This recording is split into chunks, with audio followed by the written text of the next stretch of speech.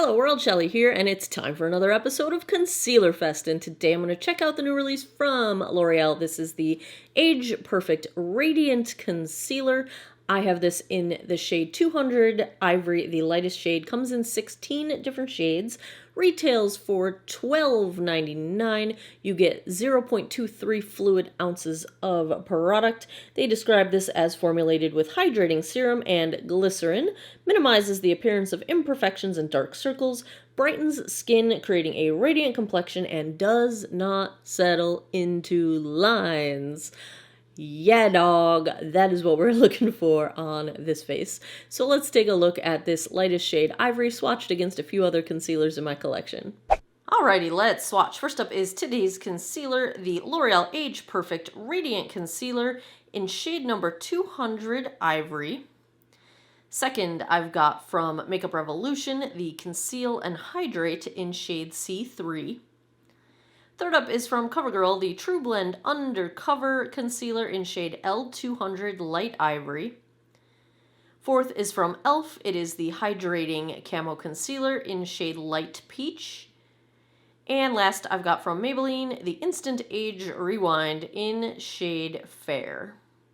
I am filming this the same day that I'm testing out the foundation, so I don't know if one will go up before the other, but that is what I've already got applied. Let's take a look at the applicator here. This is a typical paddle foot, you know, the flat, it's not a doe foot, but a flat little oval-y thing. I'm going to use a damp sponge on one side. Let's start there. This looks like a cool to neutral undertone. The rose ivory, or it's not rose ivory, it's just ivory. I was going to say it's not rosy at all. It's quite ivory-y. A little bit dark for a lightest shade if you are any more pale than I am, or you're looking for more brightening under the eye. You might not get it with this line unless they expand the shade range. That's pretty. Wow, that is pretty right off the gate. I'm just really screwing up my my sayings these days, aren't I? Oh, eyebrow hair, get out of my way. Pretty light coverage in terms of cancellation of my dark circles. I do feel like they're still screaming.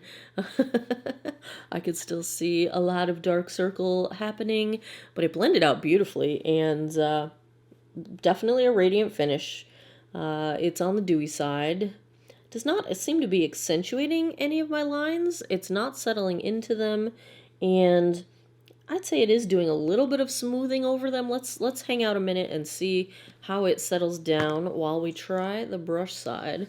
I am going to want to try to build up that coverage just a little bit because I like a little more concealer coverage. Let's grab, this is a Morphe M173 brush, and I like it for under the eye. I don't think it was meant for concealer, but that's where I like to use it.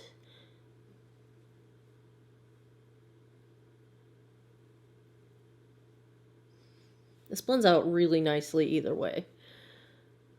If you are a sponge or a brush person, as typical, I do think coverage purple-wise is a little bit better with the brush, but I do still feel like, you know, this deep area here is still a bit visible. So let's see if we can build up just a tiny bit right where I'm the most purple. I'm just going to tap it out with my finger. I like to go, when I'm really trying to get coverage, I like to use my finger and then I'll tap the excess off with a damp sponge.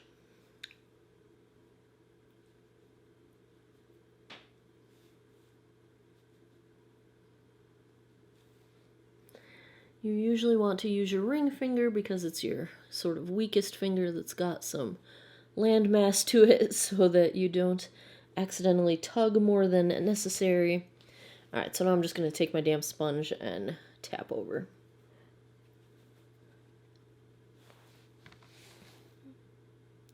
It builds up a little bit, not a ton. I feel like, you know, there's still some purple visible, but I will say It is really pretty under the eyes. Let's take a look. This is definitely it's definitely radiant. Some people are probably going to take issue with that, but I don't have a problem with it. I feel like the radiant finish, I don't think accentuates my lines. Some people find that it accentuates theirs. If you're one of those people, this is probably going to fall into that category, but I feel like, generally speaking, it's not emphasizing my lines. In fact, I think it is kind of making things look nice and smooth. To me, I think it's because if my under eye looks dry, I feel like all my lines are visible. And when my under eye looks moisturized, they don't look visible to me anyway. So that is kind of where I'm at with the dewy versus not dewy and fine lines. I think this is this is one of the prettiest foundations, concealers that I've seen on my eyes anyway. I wish it had a smidge more coverage. That kind of is the story of my life, but I think it's a very pretty finish. Let's see if I can get away without setting it. I'm not sure if that's going to be possible. It feels pretty tacky, and we'll find out. Let me check the time. Let's see. It is 10:32. I'm going to go put the rest of my face on. I'll be right back. So far, so good. No issues with the concealer settling into lines or anything of that nature. I did set it very, very, very, very lightly, just with what was left on my face, on my brush after I set my face with the Charlotte Tilbury Airbrush Flawless Finish. And so far, so good. I didn't realize how late I'm running. I have to leave for work in literally 1 minute. So very quick eye makeup look today. I will link everything that I'm wearing down below. Let's see how this wears. I'll be back tonight and we will find out. 11:12 p.m. Let's take a look at how the L'Oreal Age Perfect Radiant Concealer held up. I am quite impressed with this one, you guys. I feel like it is very hydrating under the eye. I have very dry skin and my under eyes get very crepey very easily, and considering I did end up setting this lightly with powder and nothing got crepey and cakey throughout the day, I am very impressed with that. I feel like it's very comfortable. I wish it had a little bit more coverage.